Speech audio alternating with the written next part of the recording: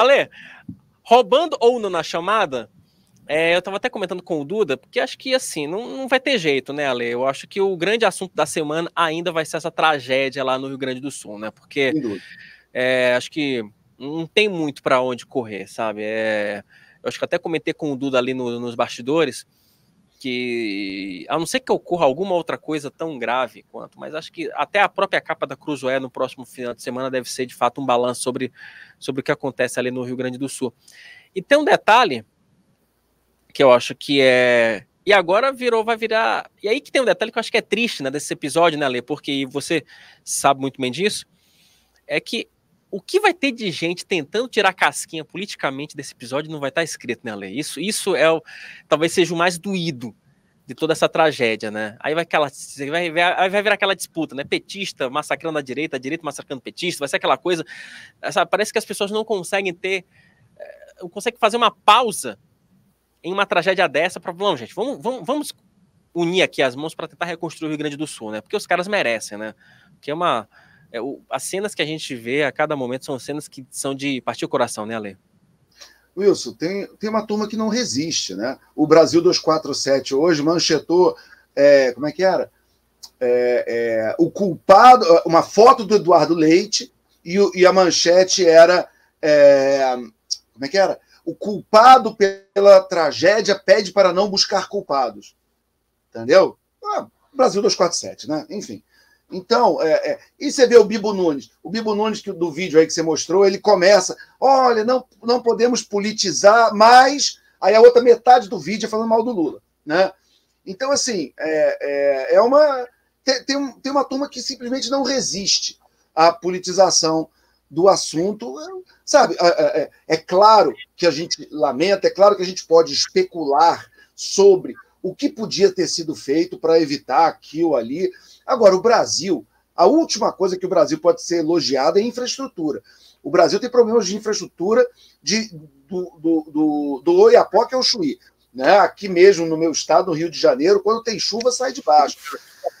Ali na região serrana, enfim, Niterói já teve tragédia, né? Negócio de encosta. Então, assim, nós já tivemos muitos anos de governo de Lula, de Dilma, de 4 anos de Bolsonaro. Então, assim, ninguém pode dizer... principalmente os extremos, já tiveram caneta na mão que poderia fazer alguma coisa e não foi feito. Né? Então, assim,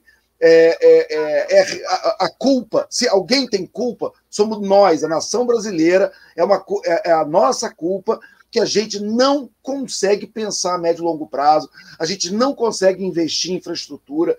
Eu me lembro, um exemplo aqui clássico aqui do Rio de Janeiro, que na época se chamava Guanabara, quando o Carlos Lacerda foi o governador, né, da Guanabara, que foi ali de 1960 a 65, ele construiu o reservatório do Guandu, que acabou com um problema crônico de falta d'água no Rio de Janeiro, uma cidade de 400 anos, e eram 400 anos de falta d'água. O Lacerda foi lá, construiu, e até hoje tem água. Entendeu? Essa obra tem 60 anos, e até hoje tem água. E o Lacerda dizia, todo mundo, mas isso não dá para inaugurar, e não sei o quê. E ele falou, mas o Rio de Janeiro precisa. Ele também, aliás, fez muita obra de saneamento, de esgoto, e tem essa história no meio político de dizer que o que fica debaixo da terra não dá para inaugurar e tal. Entendeu? A gente vê esse problema também com o metrô, né? Com ferrovia. Por que o Brasil quase não tem ferrovia? Porque ferrovia demora. Na hora que você começa a fazer uma ferrovia, ela vai ser inaugurada em quantos anos? Em 10, em 15, em 20? Aí o sujeito não vai inaugurar. Não vou inaugurar, não vou fazer. Entendeu?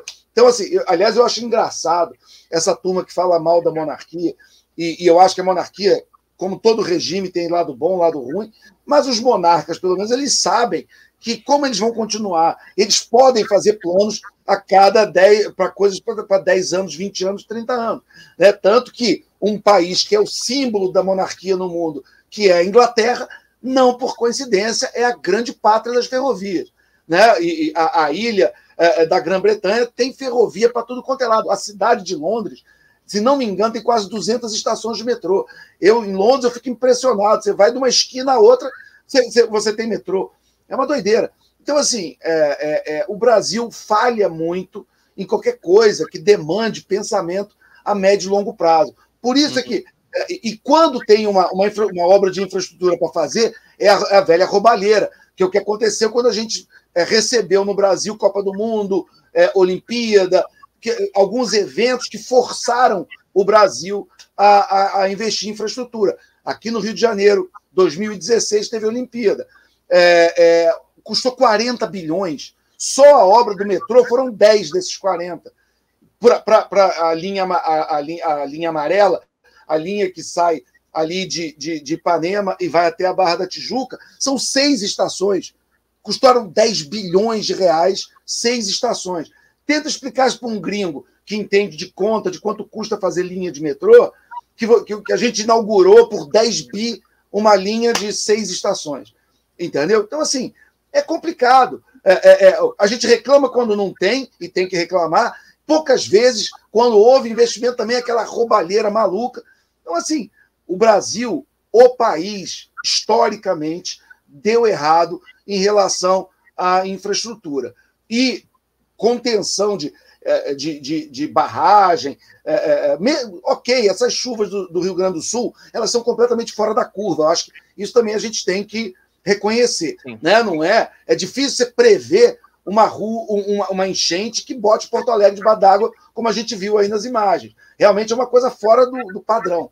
Mas algumas coisas poderiam ter sido feitas. Né? Você tem países que estão preparados até para terremoto. Tem terremoto e os prédios não caem. As pessoas sabem o que fazer. Você imagina Israel, por exemplo, que desde que nasceu o Estado de Israel, eles têm míssil, eles têm bomba, atentado, e se vive em Israel. Aliás, se vive muito melhor do que se vive aqui, inclusive. Então, assim, no meio do deserto. Então, alguma coisa deu errado nesse país, e aí sim, algum dia, quando a gente passar por cima das divisões, por exemplo, você mostra bolsonarista falando disso, entendeu? Ou falando da dengue. O que esses caras estavam fazendo quando você tinha uma pandemia morrendo 2, 3, 4 mil pessoas por dia? Entendeu? Estavam lá vendendo cloroquina. Então, assim, está todo mundo errado, não tem santo nessa história. Entendeu? De todos os lados. O Brasil, como nação, precisa, algum dia, ter um mínimo de fraternidade, um mínimo de empatia e começar a pensar em longo prazo. Começar a tomar decisões que vão dar frutos em 5, 10 anos, 15 anos, 20 anos, mas que são necessárias. Agora, Ale, você falou uma palavra, eu vou pensar isso aqui até para o Duda me ajudar nessa, porque fraternidade, né? Eu falo assim, eu sou católico, sou devoto de São Francisco de Assis, né? Então, assim, eu tenho alguns princípios, mas falta fraternidade. E uma coisa que eu estava pensando aqui, e aí eu quero juntar duas questões, porque na semana passada, Ale, você deu aquela dica daquele documentário na Netflix falando sobre redes sociais. E o que tem... Eu vou utilizar um termo forte, me perdoem, você que nos acompanha, eu vou utilizar um termo que eu acho que é o termo certo para essa situação. O que eu vi de idiota, acho que esse é o termo, idiota, babaca, gente sem noção, falando o seguinte nas redes sociais. O gaúcho tem que sofrer mesmo, porque o gaúcho é bolsonarista. Sabe? É de uma estupidez. Como quando teve as enchentes na Bahia, a gente ouvia a mesma coisa do outro lado. Entendeu? Quem mandou votar no Rui Costa? Quem mandou votar no Lula? Entendeu? Toda vez que sai notícia da violência na Bahia, o que a gente ouve? É o Rui Costa. Então, claro que o PT no governo na Bahia tem alguma culpa. É claro que tem. Mas, entendeu? A gente sabe que as pessoas que colocam isso, muitas vezes, nessa gritaria das redes sociais, não colocam por uma agenda construtiva, com vontade de resolver. Querem só histeria e tribalismo político. Desculpa te interromper. Não, mas tá certo. É bom que você me interrompeu mesmo, porque senão a gente vai ser tipo o papo de sexta-feira, né? Vamos ficar aqui até 3 horas da tarde. Deixa eu aproveitar e soltar falando em exploração política do episódio, deixa eu exibir uma imagem da primeira-dama, hoje quase vice-presidente ou presidente honorária, sei lá qual é o cargo da nossa, da Janja, depois vão me acusar que eu estou sendo machista, não estou sendo machista coisa nenhuma, estou apenas constatando fatos. Que ilustra justamente isso. As pessoas debaixo d'água, chorando, Sabe? Pessoas buscando recuperar seus bens, buscando parentes, procurando parentes perdidos, e a primeira-dama me solta essa. Matheus, por favor, solta o vídeo aí, porque foi inclusive sugestão do nosso grande Duda Teixeira. Eu vou levar isso pra dança. Ela tá segura, sabe? Essa é a nossa formalização da dança que nós queremos tanto Aqui, né?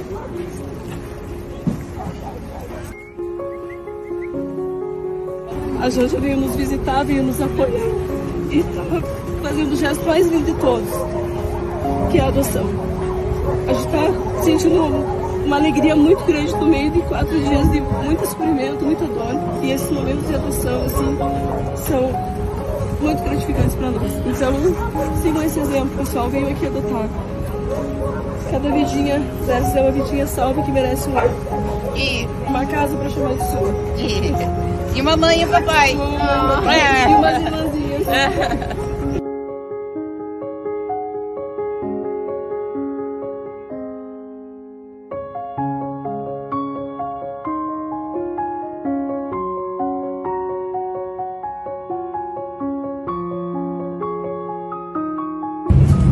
Nós vamos assim de casa. Não tem nada melhor no mundo que um cachorrinho. É uma alegria. Eu tenho 2, agora eu vou ter 3. Duda Teixeira, em resumo, a primeira-dama aproveitou as enchentes no Rio Grande do Sul para adotar uma cadelinha chamada Esperança.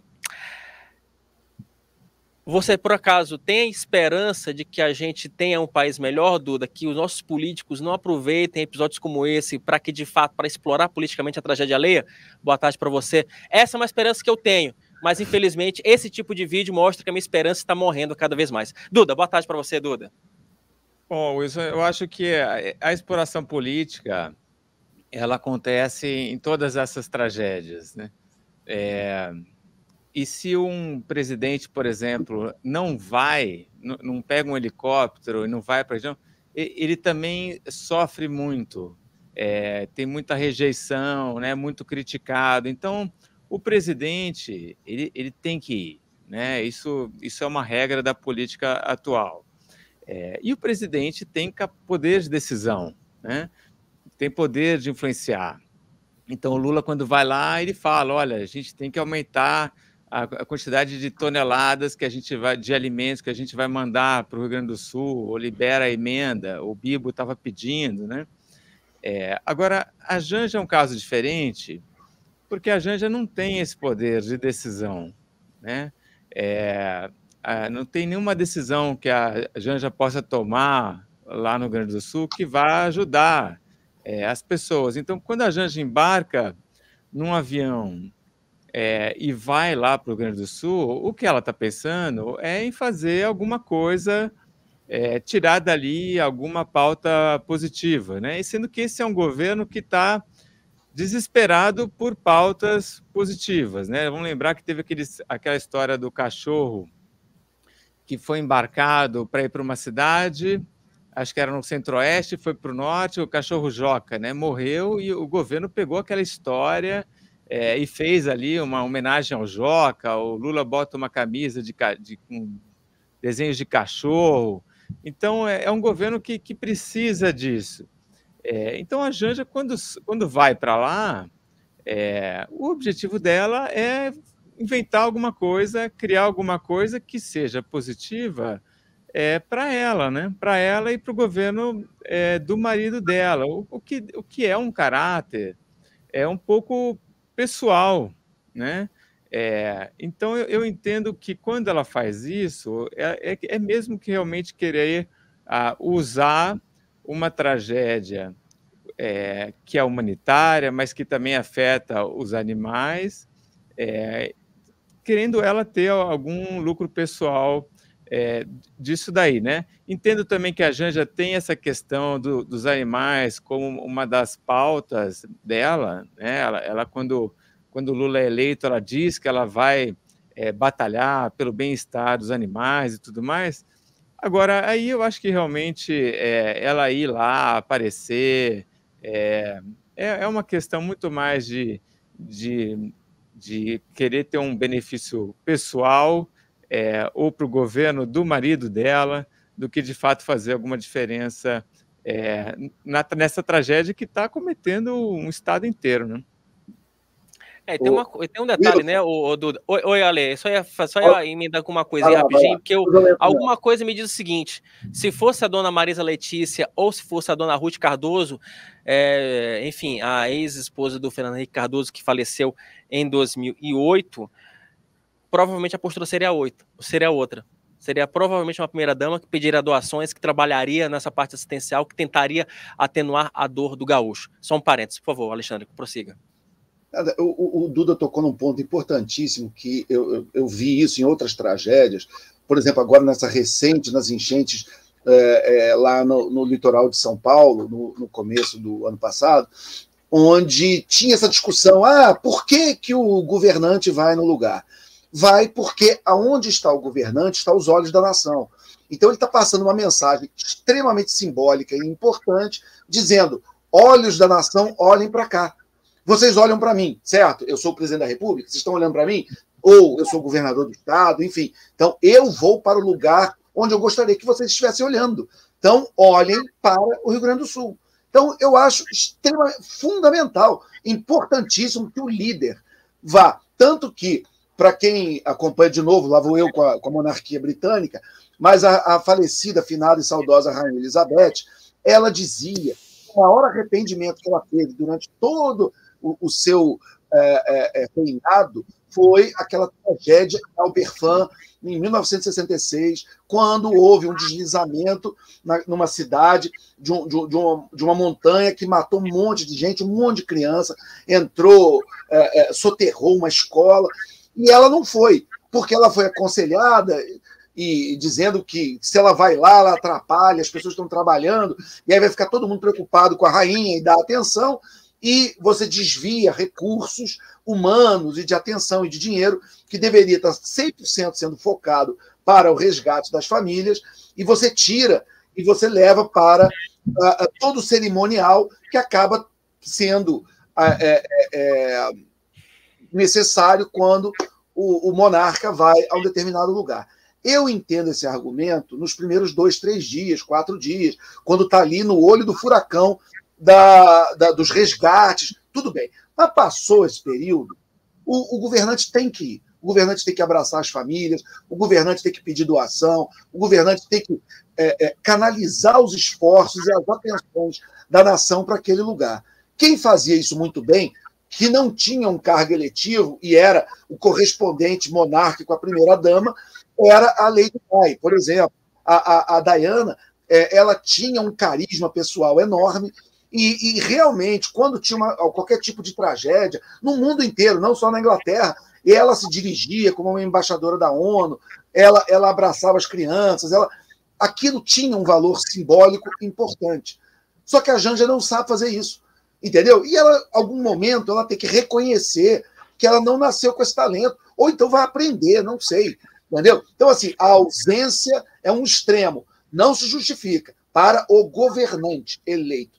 E para o cônjuge, vá desde que você saiba se postar, desde que você saiba passar uma mensagem positiva e que as pessoas se sintam melhor após a sua visita, entendeu? E isso vale para tudo, para as relações pessoais, entendeu? Morreu uma pessoa que você conhece, você vai no velório, não ir, você vai ficar em falta com seus amigos, com a família ali que perdeu alguém. Mas se você for para contar piada, entendeu? Também não vai, entendeu? Que você vai atrapalhar o velório, entendeu? Você tem que ir, mas você tem que ir obedecendo uma determinada liturgia ali do momento, onde você entende e passa uma consternação, você passa um entendimento da seriedade do que está acontecendo e você oferece o que você puder oferecer de ajuda, de conforto, de empatia, enfim. Então, eu não vou entrar no mérito se a Janja faz isso por mal ou não faz. O fato ela não sabe fazer, entendeu? Ela não tem treinamento, ela não tem vocação, ela não tem jeito, entendeu? Botar a Janja e a Lady Di na mesma frase dá até nervoso, entendeu? Mas ela tem até modelos. Ela, como você citou muito bem, Wilson, você citou Ruth Cardoso, entendeu? Essas grandes mulheres que já tiveram, mesmo aqui no nosso triste país, já tiveram aí com algum papel dessa relevância, ela poderia olhar e tentar se inspirar nessas figuras para tentar entender como o cônjuge do mandatário deve se portar.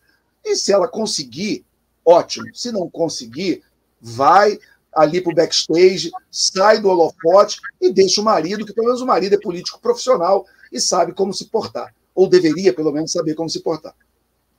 Definitivamente Enfim, é o nosso Brasil, é o que temos, como a gente fala, é o que temos para hoje. Só para a gente fechar esse bloco do Rio Grande do Sul, eu quero exibir uma última imagem. Matheus, por favor, coloca a imagem aí do Aeroporto Internacional de Porto Alegre, imagens de hoje pela manhã, que chegaram aqui para a gente agora há pouco.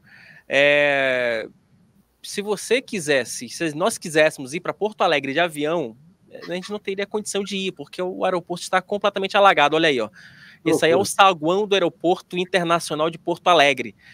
Quem conhece ali, eu devo ter uma lâmina d'água, eu conheço bem esse aeroporto, deve ter uma lâmina d'água ali de pelo menos uns 40, 50 centímetros, pelas imagens aqui. Quer dizer, imaginem a situação. E olha que o saguão do aeroporto, ele é um pouco mais alto do que a pista de pouso das aeronaves. Então imaginem a situação toda, tá? Matheus... Oi, Duda. Não, eu acompanho muito a Metsu, né, que é um serviço de meteorologia gaúcho, privado, são ótimos, né? E eles estavam até falando que vai acontecer agora. O nível do rio está em 5 metros e tanto, e vai manter estável.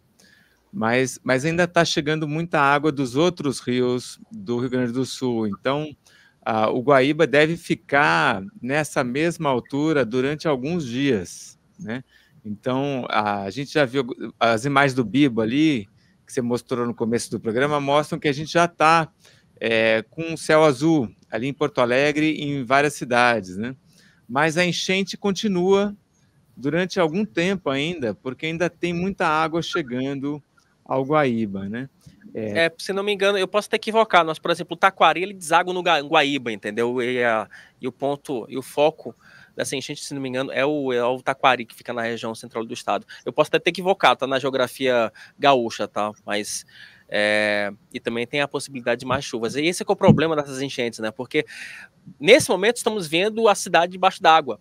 Mas ainda vai ter um outro momento, né? Que é você tirar esses escombros e fazer a limpeza geral desse cenário, porque é um cenário de guerra. Isso aí, para Porto Alegre voltar à situação normal, eu colocaria pelo menos 30 dias. Oi, Duda, desculpa. Não, e eu botei uma outra foto do aeroporto que eu vi, que é uma foto do Ricardo Stuckert, que é o fotógrafo do presidente Lula, que é a pista do aeroporto, essa daí. Olha aí, impressionante. Tem um avião ali embaixo. Matheus, amplia um pouco ali no avião, porque a gente vai ter uma dimensão exata. Ó, Duda, fica aqui no áudio comigo e me corrija. Amplia um pouco mais, Matheus, se for possível. Não sei se ainda é possível. Opa, ótimo. A gente distorce um pouco, mas a gente tem uma ideia. Porque normalmente, Ale, me confirma aí, em tese, a água ali está batendo na parte de baixo do avião. E um avião, todo mundo sabe que para você conseguir chegar, né, a parte dos passageiros, você sobe uma escadinha, né? Então, ali é uma altura entre 3 metros e 3,5 metros. Então, assim, eu acredito que o rio, nessa região ali, esteja ali com uma altura em relação de uns 2 metros, pelo menos. O que vocês acham, senhores? Eu acho que é mais ou menos isso, né? Ou eu estou sendo pessimista demais? E o aeroporto geralmente é construído num lugar para não dar esse tipo de coisa, né? Exatamente. Então é incrível que esteja nesse nível. Exatamente. E tem um detalhe, né? Porque assim, na região do Rio Guaíba, inclusive, quem for para Porto Alegre depois dessa tragédia, vale inclusive a dica turística. Tem uma região gastronômica que fica exatamente do lado do Rio Guaíba, que é uma região deliciosa, que você poderia comer um bom assado de carne. Imagina a situação para o gaúcho hoje ter que... Vai demorar para que eles consigam retomar a vida, né? Vai demorar e bastante, né? Não é uma coisa... Não é algo... Estamos vivendo a história, senhores, infelizmente. Wilson, e eu estou lendo aí o GC, quer dizer, o número de mortes chegando para 83, para a gente saber se é a maior tragédia no Brasil por causa de enchente, a gente geralmente olha para o número de mortes, né? E esse número está subindo ainda, porque essa ainda é uma tragédia em andamento, né? Porto Alegre está com sol, mas tem outras cidades mais ao sul do estado que estão com chuva ainda. E tem uma previsão que a chuva pode voltar lá para quarta-feira. Então, ainda não acabou. Mas se a gente for comparar, acho que com tem gente desaparecida, né? Que pode depois, enfim. Sim, é exatamente isso. A gente está falando aí de aproximadamente, acho que são 111 pessoas desaparecidas, gente. É muita gente, sabe? E eu acho que quando teve aquela chuva na região serrana do Rio de Janeiro, morreram em várias cidades, o número chegava a 900 pessoas, né? 918, se não me engano, alguma coisa por aí. Só que eu acho que essa agora no Rio Grande do Sul, ela teve uma amplitude muito maior, né? Quer dizer, é basicamente o estado inteiro do Rio Grande do Sul aqui que teve essa chuva que, na descrição de alguns amigos aqui, falavam que parecia que estavam jogando água de balde em cima da casa, né? Então, a gente continua acompanhando, torcendo para que esse número de mortes não cresça ainda muito mais, né? Agora é torcida, não tem jeito, gente. Agora é torcida e fé. Agora, senhores... sem querer ser chato, já sendo um pouco, na pandemia, eu consultei, morreram 42 mil gaúchos ali no Rio Grande do Sul. No Brasil, mais de 600 mil, mas só no Rio Grande do Sul, 42 mil pessoas. Então, assim, a gente, quando volta a esse assunto, é porque não é brincadeira também, entendeu? Também foi uma grande tragédia. Então, e aconteceu outro dia, né? Tem 2 anos, 1 ano, entendeu? E meio. Então, é triste quando morrem 100, 200 pessoas, é um horror quando morrem 100, 200 pessoas numa enchente, e é um horror quando morrem 42 mil numa pandemia, na mesma região.